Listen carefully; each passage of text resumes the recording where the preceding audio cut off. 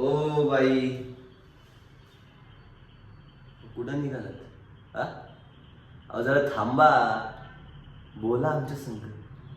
नाही कसं आहे, काही गोष्टी बोलून सावरल्या तर बरं आहे. फुकटचा फापट पसार होत नाही, नाही का? ए चिमणे, तुझं काय ग मधी मधी? एक अशी टिचकी देईन ना, बुरकळत जाशील मसनात. असं स्वतःच्या बापाला भेशील का मग? भावाला हात नुसता वर उठला ना, तिकडे तुझी 7 महिन्याची पोरं, तुझे आई बाप, बस.